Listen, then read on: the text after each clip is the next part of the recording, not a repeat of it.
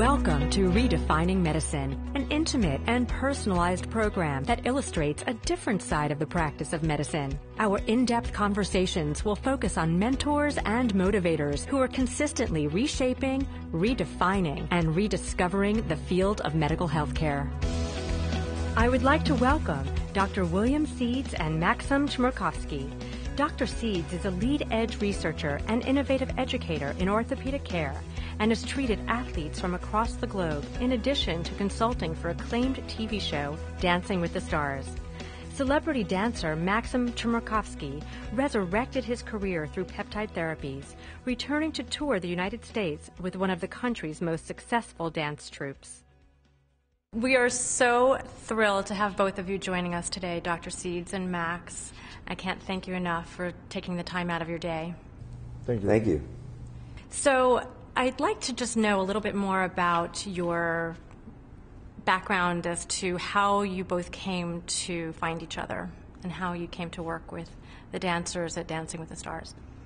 So my wife dances, not like the professionals, but she one night came to me and said, "Hey, honey, I would like, you have some connections in New York. I used to do things, or I was part of, when I trained when I was younger, I did some things with the New York Ballet." And she said, "I'd like to dance with Max, and is there a way you could set that up?" And I'm like, "No, I can't." I said, honestly, who's Max? I also don't really want to. Yeah. How many years ago was this? Oh, 9 years ago. And then she goes, "No, honey, you're going to do this because you love me and I want this done." And I'm like, okay, yeah, sure. Happy wife, happy life. And so we made it a family vacation to head back to the city because I trained in the city. It was great to come back and see some friends. So me and the boys would go out during the day, drop her off with Max and Val and those guys, and it was great. And I get this call in the middle of the day, and we're uptown somewhere, and she goes, "Honey, I need you to come look at Max." And I go, "No, I'm with the boys. What the hell are you talking about?" And she said, "I need you to come here and do this for me now and take a look at him, and I want you to do this for me." And I'm like, the boys are looking at me and they're like going, "Is it Mom? Is she telling?" And I'm like, I go, "Guys, we got to get on we got to find a fast way to get down to this place, and let me see what's going on." But cut two, I don't want it. He doesn't want to look at me, and I don't want to be looked at. We had a big class seminar, blah, blah, blah. Joss was in it. But then we had like a private instruction for, few people after the class. And, in the class I was talking about, these are all adults. I own chain of dance studios for adults, like, yourself, Doc, and Joss, and then this is for enthusiasts, people that want to do that in the Do you have a pastime. Dancing for Dummies 101? Because that would be the class That's I would need to. literally what we do, Okay. one of the classes that we have. No, we're just like a hospital for the people that have two left feet, so. But no, we had a great time, and I said something about, I would let people in on who we are. You see us on television, and then you get to see us live. We are very personable, myself, Val, and Tony. We found a way to connect to people and say, hey, we're just like you. And so I would go into, these are the problems we're dealing with. Like currently I'm dealing with my ankle issues, and this has been a 20-year plus career and a blah, blah, blah, blah, blah. And so I didn't know that there was like Jocelyn Seeds had this attachment. And so she called him and said, hey, you got to come look at this guy. She didn't tell me that. He didn't want to come look at me. So then they roll up, him and 3 boys dressed in black tie with bow ties. All 3 of you? Because they were going to some opera or something.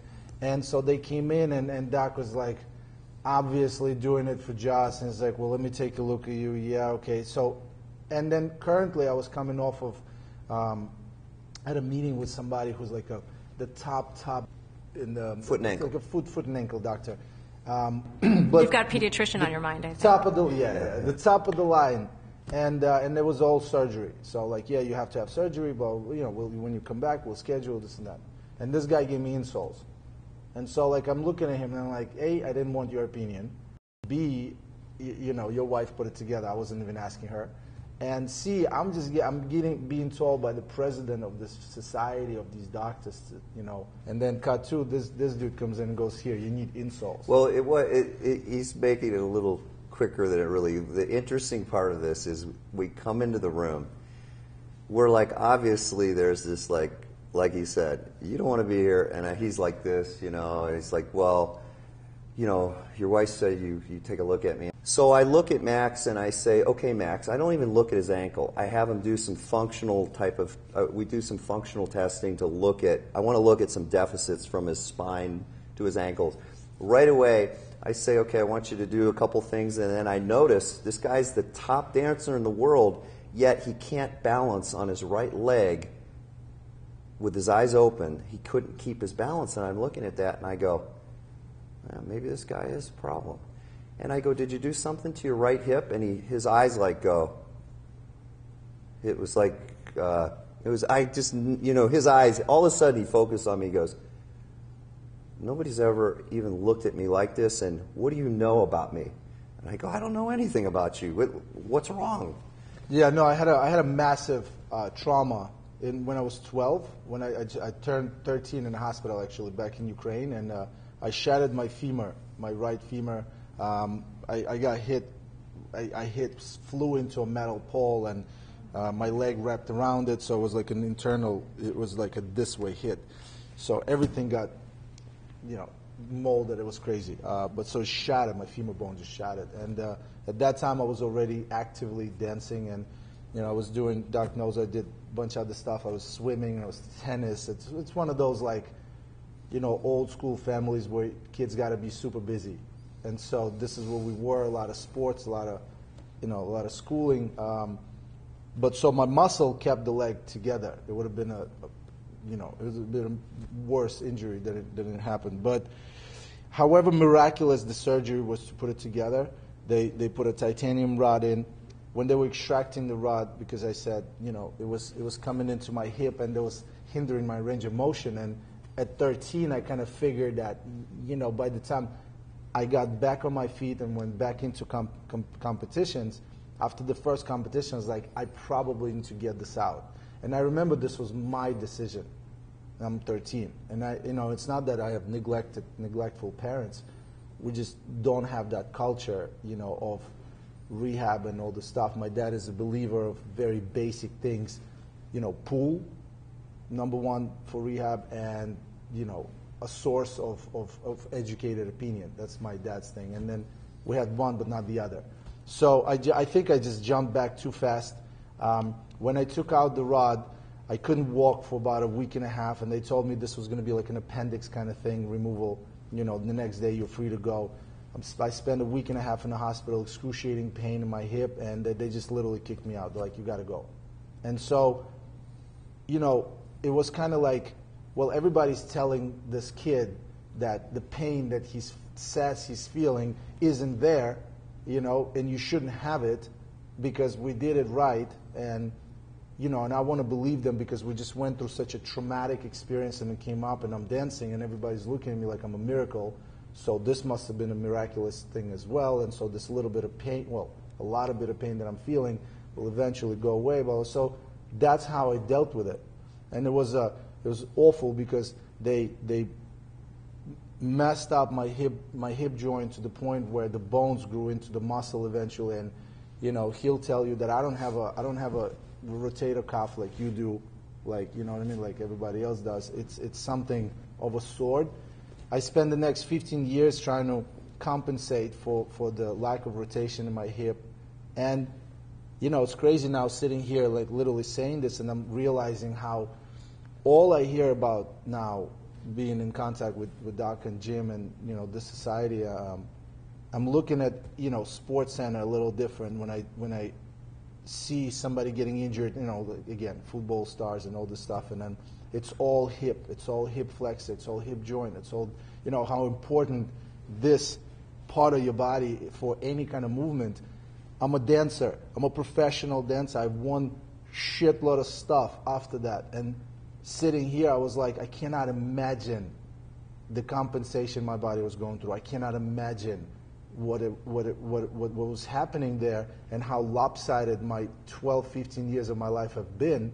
And it was all camouflaged with a lot of movement and probably a lot of physical activity, just keeping my body toned up and, kind of keeping it together. Yeah. Where if I was anybody else, I would have been a cripple with a lot of pain. Absolutely. I can imagine that growing during that time must have exacerbated the pain that you were in as well. The muscle tone would have been the same, and if my muscle wouldn't have been a professional dancer's muscle and be like a regular person, it would just be saggy, and then I would feel, this would have been felt crazy. So I think what happened is that I retired from professional competitive ballroom dancing at 25. I joined Dancing with the Stars. It was a grueling schedule, a lot of physical activity, but not to the point of when I was trained professional at this. My training regimen was every day. Competitions were, 2 times, 3 times a month. When we were in our season, I would fly. I was in every major city around the world competing, every continent. I mean, we've done a lot of training, to maintain this. So I think once I stopped maintaining that level of activity and joined Dancing with the Stars, where it's like, you don't have to. Let's just be real. You know what I mean? Like, you're dancing with an amateur. You get someone who's probably not going to win. You don't really have to go, balls out, if I may, like Doc likes to say in lectures. But so I think what that led was to some sort of muscular kind of like degradation a little bit. And so when Doc met me, I was just turned 30, 31, something like this, maybe at like 29, 30. And my body showed that most of my weight was on my left.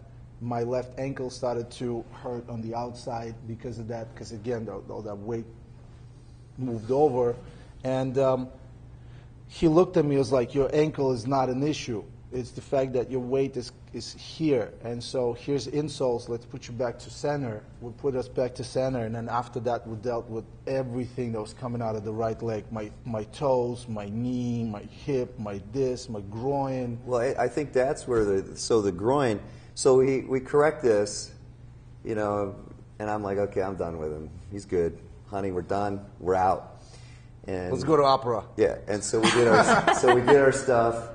And I didn't really, he probably, he was good with what he had. We did our job, we left. Yeah, and so what happened is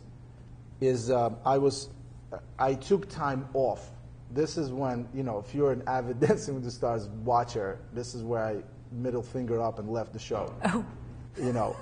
I had enough of fights with judges and, that underlying drama. Anyone in particular? No, it's okay. That was all there. It's all characters on the show. We all characters. We play a role. I was not aware of that. I didn't know that I was casted to be this antagonistic character. I thought that I'm doing my job. You hired me to be a dance professional. You said, here's the partner. The point of the show is to get her to win.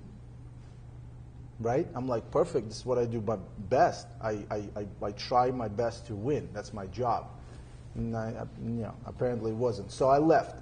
And when I met Doc was when all this stuff was happening, because I guess I stopped this activity for the first time in 30 years, I stopped being this actively trained professional. And when I stopped and my muscles kind of like fatigued a little bit and subsided, that tone went away, all of this shit started coming up. And it was awful. It was bad. It was just bad to feel bad. It was bad to feel knee problems and this and that. So at the time when we met Doc, it was a point when I came back with Meryl Davis. And this was about a month and a half prior to this that I was like, but I don't know if I can, because, if I come back and I get I didn't know I was going to get Meryl, but if I get someone who's, that I got to do my thing with, I wouldn't be able to do it. So then I do get Meryl Davis, and I'm like, all right, we have to do this. And so I made a last-second decision on my way to flying to LA. I called him and I said, hey, you remember we met, blah, blah. I'm going to take you up on the offer. I'm going to fly out to Ohio, and I want you to look at me. And he goes, well, how much time do you have? I go, about a day and a half. He's like, are you kidding me? So I flew out for literally 2 days. I had a groin problem already that was coming on that would just started to, escalate. And I spent 2 days in their house and in his facility. And when I flew out with with a slew of stuff that I had to do and maintain. And so that was the beginning. What did you do? Well, so what he had is he's very humble with his injuries. He had a career-ending injury. He had an adductor tear of his groin. I mean, that ruins any professional athlete's career. And it was basically at the attachment. Yeah, it was a tear right at the attachment of the bone. And so the funny thing is, so when he calls me and my phone's ringing, I'm like, who is this? He goes, hi, Doc, this is Max. And I'm like, I'm looking at Shauna. I go, Shauna, who's Max? Oh, she's like, I'm like, oh, yeah, Max. Shauna's his secretary. and he's like, Doc, and he tells me this stuff. And when he told me, and this is like all these guys, this is like him all the time. I only got 2 days, and I'm like, what the hell? All right, yeah, sure, come on out. And so I'm thinking, this is so funny. So I don't know how. My wife might have been at the office or something. I don't know what it was, and maybe it was when I came home, or she said, how'd your day go? And I said, oh, that guy that you danced with, he called me. And she goes, what? And she goes, what are you doing? And I go, and she goes, well, he's staying at our house. And I go, what? I'm like, okay. And actually it worked out great because we needed to discuss some things because I realized the state he was in, and I not knowing him very well, you've got to be very careful with implementing therapeutic protocols. You got to know that person is going to do and carry out what you want them to accomplish, or else they're going to tarnish your reputation. And I had a reputation of getting people back to play. And his career was on the line. That was a huge, heavy weight for you to carry. But I didn't know this. He doesn't know anything about what I do. I'm going through this at that point. I'm going through this and it's another doctor, but this one worked. And so what happened is I didn't look at this like okay, this is something different. I looked at it like it's a different approach. But I've had injuries my entire life. I dealt with them my entire life. It's just another rehab. It's just another process. We'll be fine.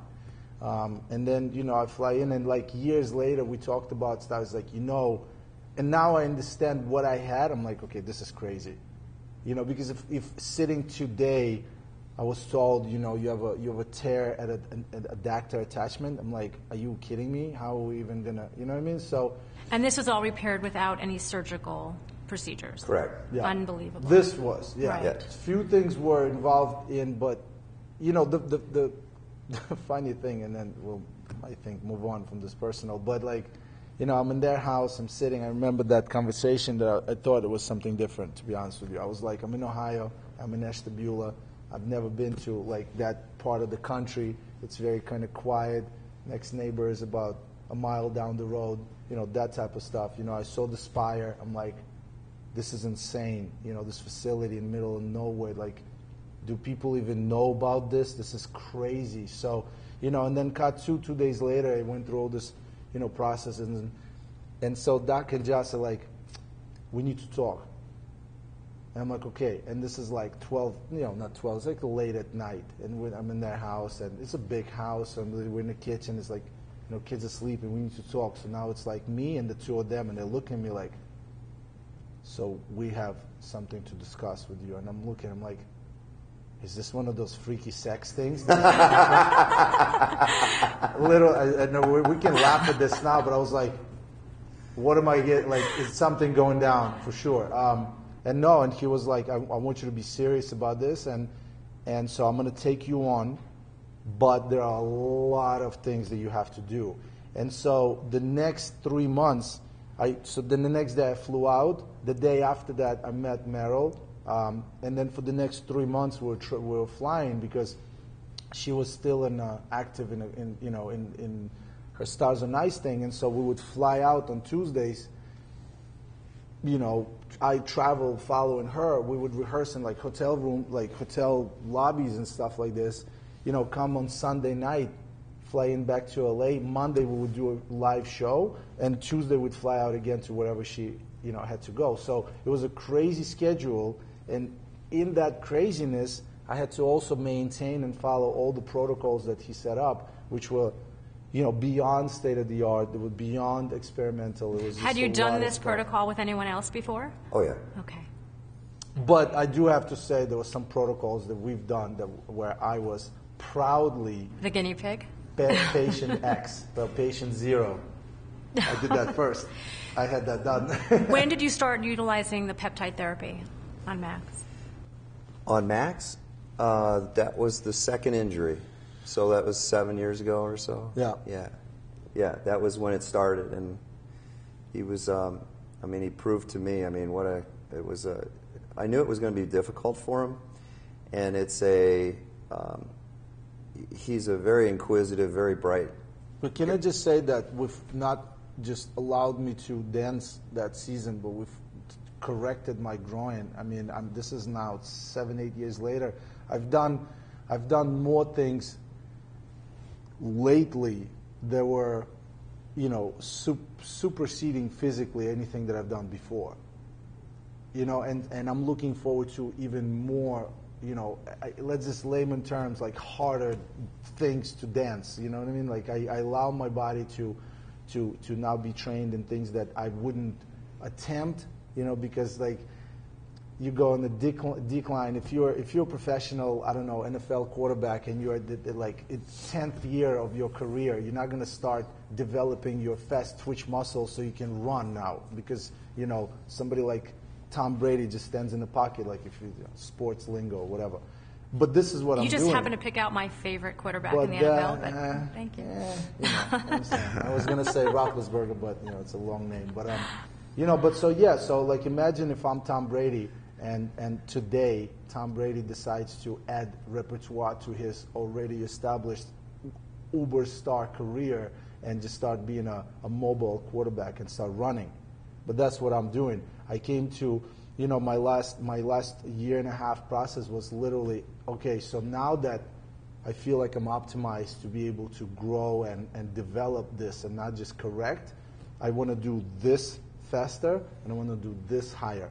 And so I literally just set that goal up for me to have that, that sprinter's kind of muscle and to have that, basketball player's vertical if I can. And so this is the process that I'm going through now. And that's insane. That's insane to have to go through, because I have to now start to remind people that I'm 37. When you think about the term gratitude, yeah, and you think about what Dr. Seeds has given you, what does that feel like inside? It's a little bit of like what's called divine intervention, I guess. You could say it. It's not because he's sitting here because you just asked that question. It's because, that was always like an easy route to thank something or the process. You know what I mean? So, but I can't call it that because this is a scientific intervention, and this is an intervention of someone who's, was like, I think Doc is in the elite because of his personal background. I guess I'm not digressing into where you come from, but like knowing how you got into medical school, makes me understand, okay, well, the thought process was different to begin with. And so for somebody like him who's already an athlete, an established athlete, who had a different trained mindset in business side of things and not necessarily medical, and then he converted and now we are here, I feel like that's the approach. And so, I can't call it divine intervention because he's like right here and you can touch him.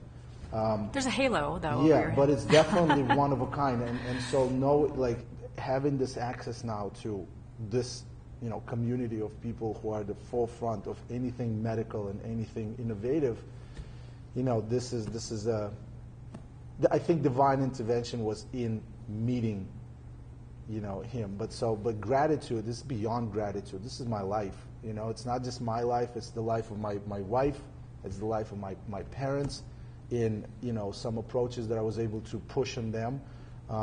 Maybe not as far as peptides, but definitely as far as vitamins and supplements and lifestyle and regimented lifestyle and exercise and why exercise. Not just like, hey, go to the gym because everybody does it. No, because exercise has to trigger certain things in your body that you help out with supplements and blah, blah, blah, all this stuff. So, just being able to, do that. And then, again, this year is the one that I kind of sort of like draw some kind of conclusions and turn the pages because, because we had a kid. And so now it's not even about me and my hip and my dance career. It was more about, my body, Peter's body, and then what that person is going to be like. So you're giving somebody a chance at living on a completely different level, and you know what I'm saying, and be a different person physically, cognitively, I mean, just all around, and what's the value in that? Like how much, if you will, like in, again, everyday terms, how much does that worth? What is that worth? That you're creating a human from a platform that allows him to be just competitive advantage in anything that he does. And what do you think you bring to Dr. Seeds' lectures? Just a big mouth. I mean, you're clearly so grateful for the treatment that you've received. So I can't imagine that you ever felt, 8 years ago, that you would be coming to a medical, conference a couple of times a year and sharing your story. I have no stake in this. Right. My stakes are elsewhere. I'm a lot of things. I'm not. I don't. Our dad always said, we have a lot of family of a lot of sayings, but like you got to do what you're best at. I'm not a medical professional, but I do understand the value of this for an everyday person. Forget the elite athlete.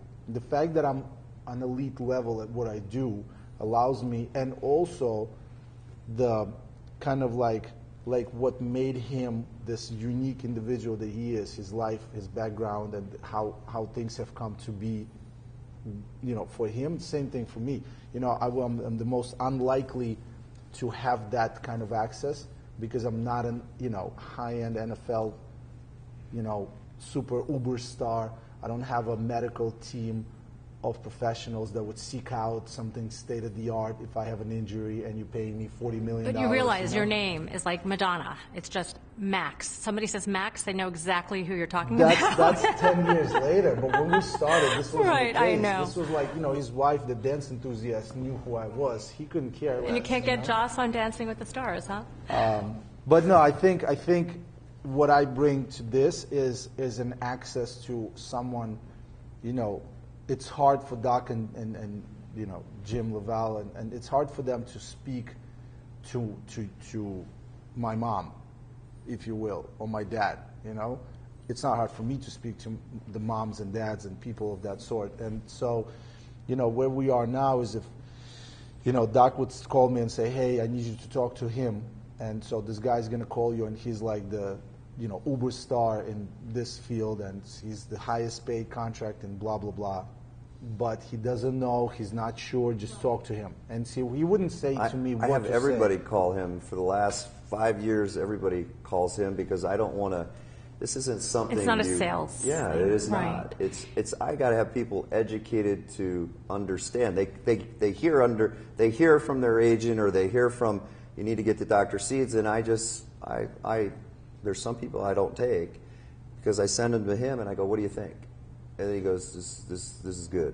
And I would call him back and say, you know what, I've done all I could, but the questions that I get are just not the questions that you want to hear, and so. Can we shift over to you, Dr. Seeds? Sure. And what was the catalyst for you to initially implement integrative therapies into your practice years ago? Because I know you were traditionally trained as a surgeon. Well, I mean, it goes back a long way for me. And I might get emotional about this. I can't believe this. This is crazy. I was very close to my dad. We were workout buddies. This is crazy. Aw, Take the I've time. never It's seen okay. Doc emotional. Beautiful. My dad and I were best friends. Great guy. I'm always trying to instill his philosophies and so forth, what he taught me with my kids, so forth. And one day, when I was 16, 17, we were up jogging. We used to run together. I mean, my dad, we were trained people, and he believed in athletics. And this was a long time ago. And we're jogging, and my dad dropped, and I was like, "You okay?" And he died.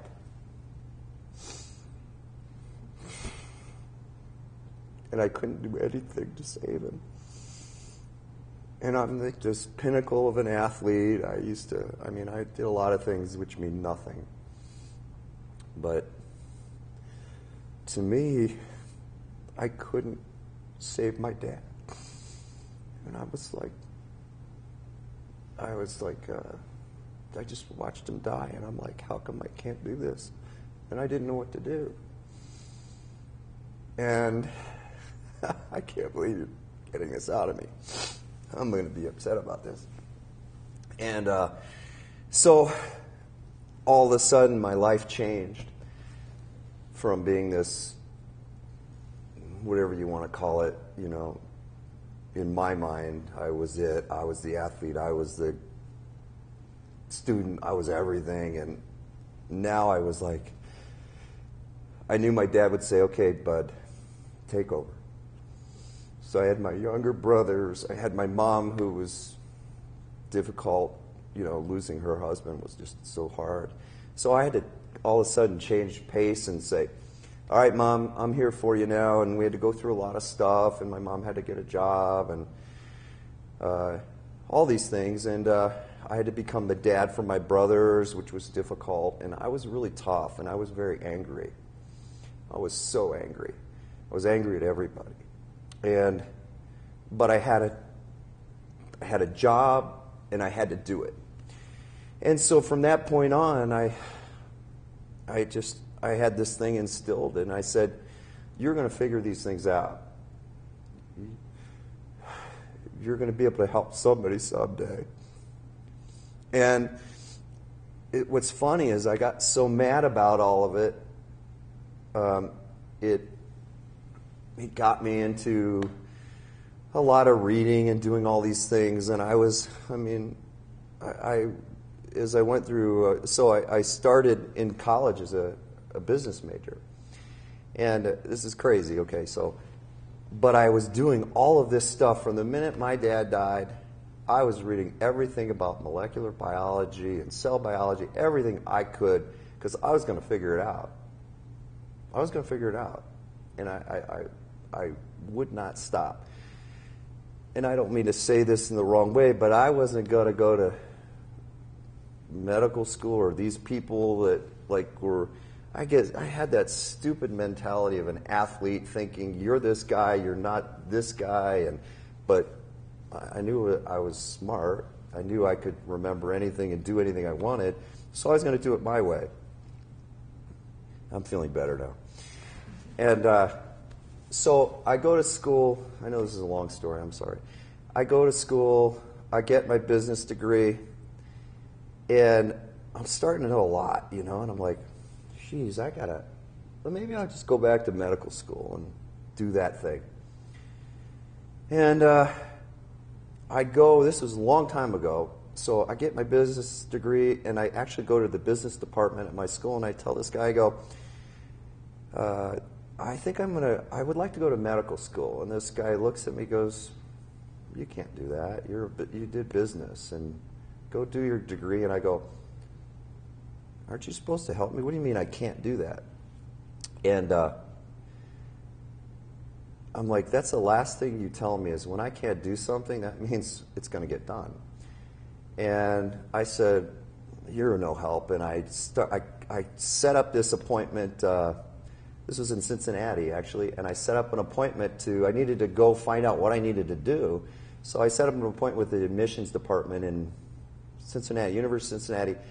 And I told my story. I said, I'd like to go to medical school. And they're like, they put the phone down for a minute. They go, could you just come down and we could talk to you? And I'm like, I come down there.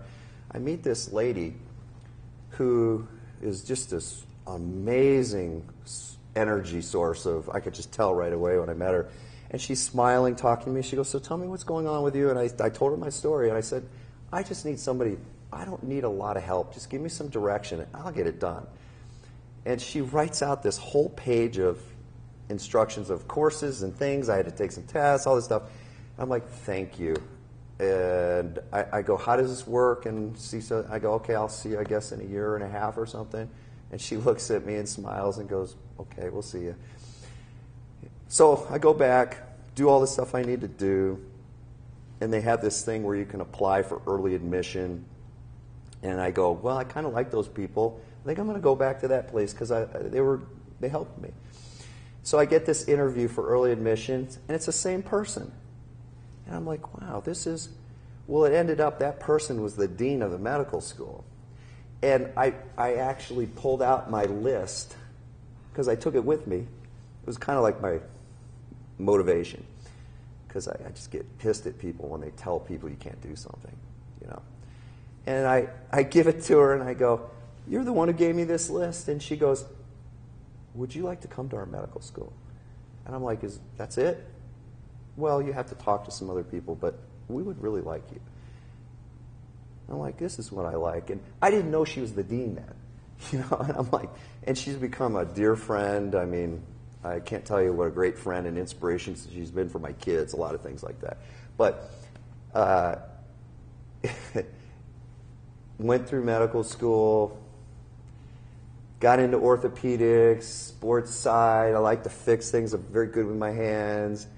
But I have this other knowledge, and I'm like, I mean, it was like some things when I went through, it was like, okay, so we go through the basic sciences. I was like, this is it. This is medicine. But yet, there was never any integration with that. And I'm like, why are these guys stopping this?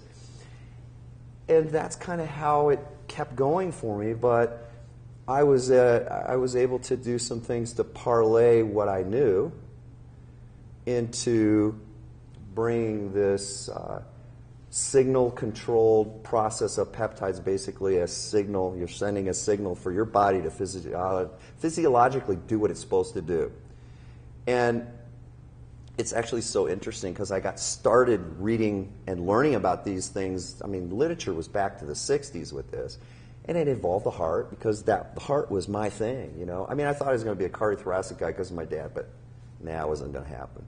Orthopedics was too cool because you fix people and they get better, and it was just great. And so that process went to where I really, all of a sudden, I had all this knowledge about this peptide stuff, and I'm like, okay, I got to find the ways to get this working, and that's how it started. And then after that, I started looking. I said, there's got to be other people out there that have this approach of... Is that how you came to A4M? Yes.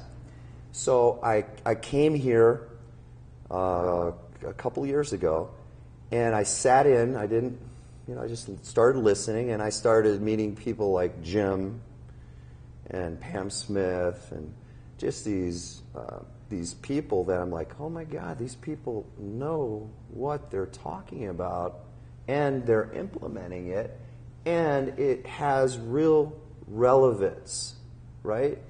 It's not sick care. It's a program of using all that knowledge we were taught and making it work. And I was like, this is amazing. And I'm like, so they had this fellowship and stuff, and I'm like, I really don't need to do this, but I do need to do this because I need to be part of this. So I had no idea I wasn't even thinking about the peptide stuff, and I just thought I need to be part of this because maybe some point I could contribute, but I need to learn more of everything. I just get myself into something, and that's what I do.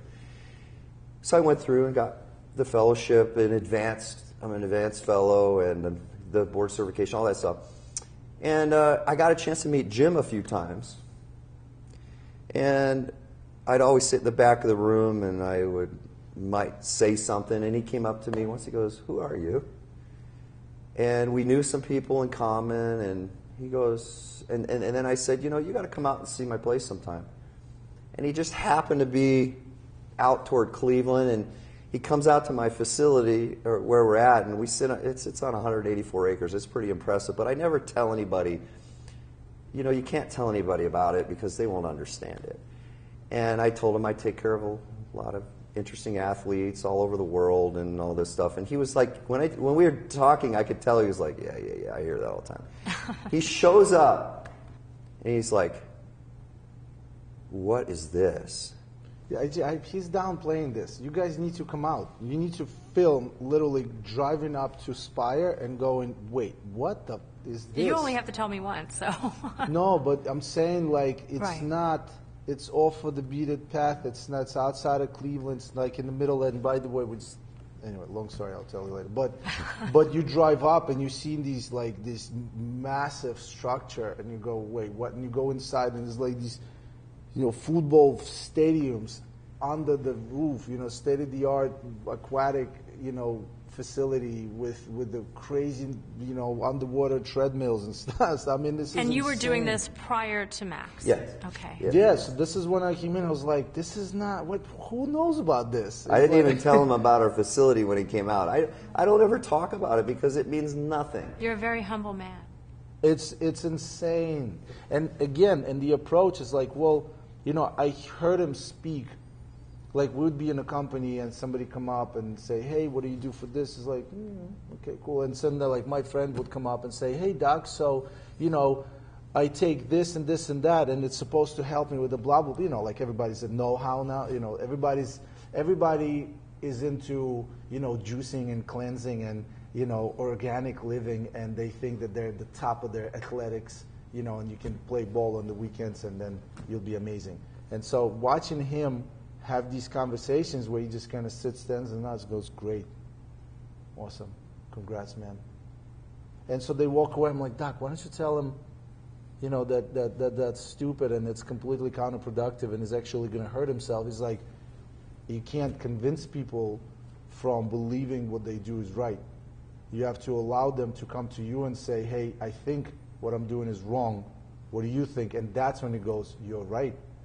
And so then you go. And so that's how it got me. And I hate to say this, Mom, but again, I'm a father now, so I had a cigarette in my hand when we met. And so he's already started talking to me about something. I wasn't smoking. We were this like social smokers club, maybe out, something, whatever. And he caught me. I think we were out in LA. We were already working together. I was already going through my rehab. I think it was at the end of Merrill's season. Joss and you came out, and so they were part of our kind of rap party and everything. And so he caught me with the cigarette, and I remember it felt like back when I was 15 and my dad caught me with something, and I was like, shit. I felt like I'm like letting him down, and he looked at me like, this literally negates everything. And so that was the last time I had a cigarette, and like at that point, there was a final sort of straw that clicked in, like, yo, you need to change everything. This isn't like a little like, here's the pill to fix this, and keep going. This is more like, it's like that Matrix thing. Like, here's the blue pill, but you're gonna have the knowledge of everything that's around you that's damaging. But you got to be careful whether you want to know this or not. I've met people in the last 10 years that I, forced these subjects onto that are not ready.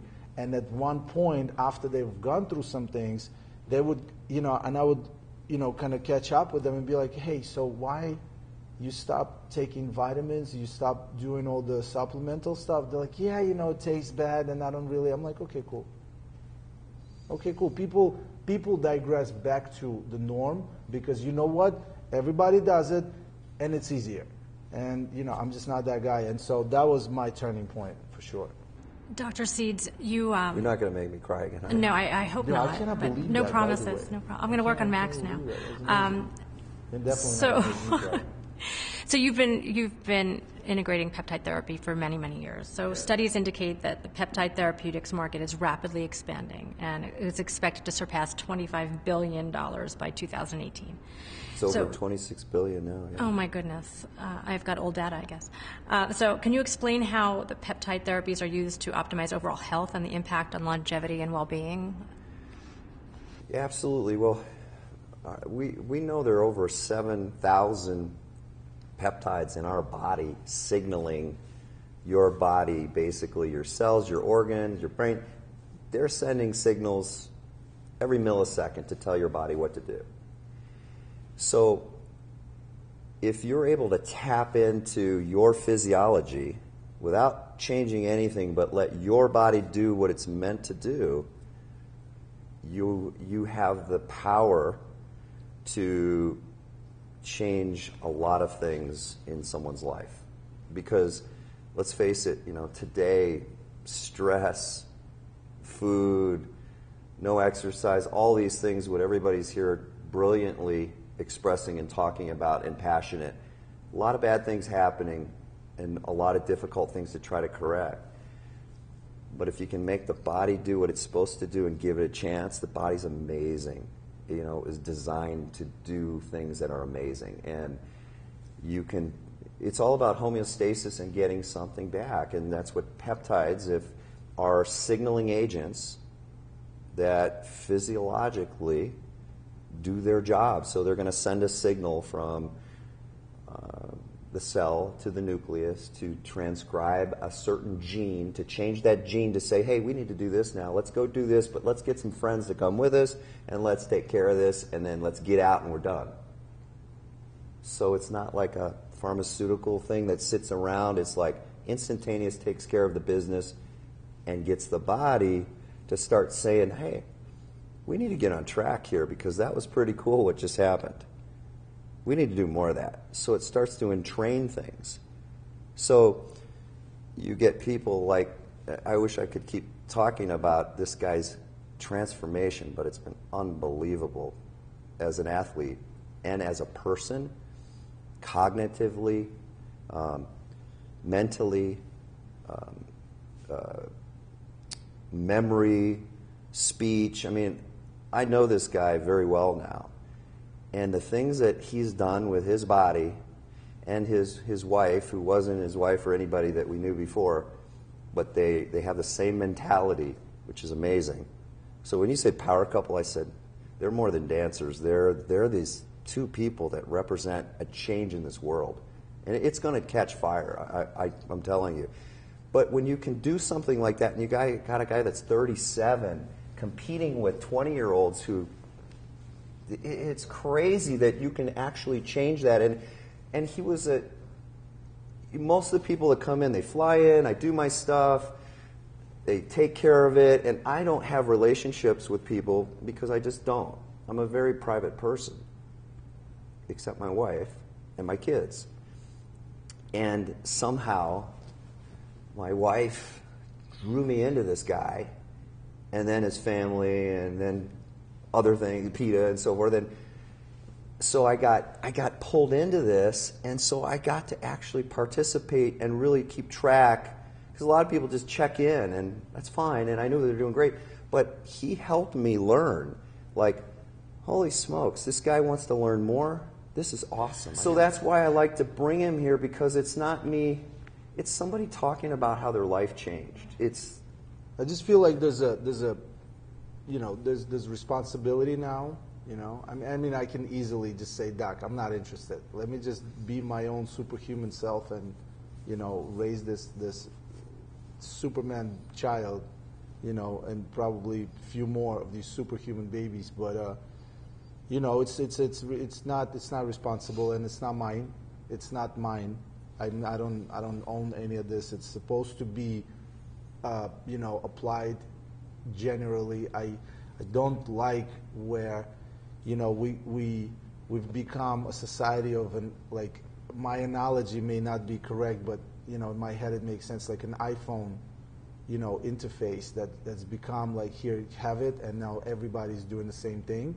Whereas what Doc is doing is more like, well, I want to know that MS-DOS program change kind of situation. Kids nowadays don't even know what that is. You know, I remember when computers just started coming up and you had to go into that basic interface and change one thing that will lead to this massive change in the program. And so now people are not interested in that access. They just want an end result product. Here you go, I press one button and it's now doing everything for me. Well, the same approach can never be with medicine, and I'm realizing this now. And the further we go as society into these advances, the further we go away from the right kind of approach to your body and the right kind of medical approach and the right kind of nutritional brings me to approach. my next question. So I understand that your pre-conference workshop was the #1 selling workshop for this World Congress. And because of the interest from the medical community that is participating, I understand that now there's currently potentially a certification program being developed that you will help spearhead. So do you care to elaborate on that at all? And what it means to you, and perhaps... I think after this interview, I'm going to apply for medical school too, by the way. There you go. And you heard it here first on Redefining Medicine. Well, yeah, I guess it's a demand of trying to meet the needs of people's interests. And, you know, the things I talked about for 8 hours yesterday, I mean, I could spend a month talking about just one thing. And now we have the ability and the interest that people really want to understand this and learn how they can take this home and actually make some of these changes in their practices to change people's lives, like I've been very fortunate to and privileged to partake in. I can now help people do that, and I know I don't have to sell anything. I just got to get them the information because I know what's going to happen afterwards. And so when they came to me with, hey, could we do more with, because there's so many more peptide, there's so many more things, and how big is this? And then Jim and I sat down, and Jim's like, you know, Bill, this is we got to get this done. And Jim's all about getting things done, and so we wrote out a curriculum, and which is a very solid curriculum, and it's going to focus on all body parts and the cell signaling. I think I didn't explain it well, but I think the best way to let anybody understand it just takes one signal to change a lot of things. And I use this analogy of it's like when a sperm penetrates an egg. That's just one reaction right there. But look at the beautiful things that happen downstream after that. Billions of reactions. It's the same thing. It's absolutely the same thing when we change one thing in the cell. And this is what we're doing. And we're changing. We're going to change the world. And what do you hope your legacy will be? Sorry. That. Oh. Is Wow. Is that a peptide program you're on that reacts? no, this is crazy. It's very heartfelt. I think. I just want my dad to be proud of me. I was And about I'm- to say. I and think I'm that certain he is. this is I'm like if I could take on myself an opportunity to say thank you This on is that killing me. level. Now that he's emotional, I think it's a good time. This is a life altering, meeting. Not because of where we got to now and the process, but because it had to have been. It had to have been. There's no way. I am not sitting here right now. I'm not on the show at this point. I would probably not married to Peter.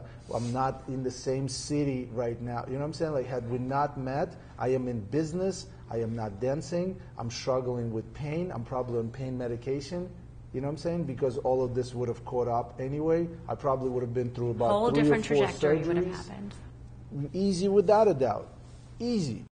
And then going back to your dad, out of terrible, horrible tragedy came all these wonderful blessings that you've given and spearheaded. And all these people that you're helping. So I'm pretty sure your dad is incredibly proud of you. So we'll end it at that. But thank you both so much. You were wonderful.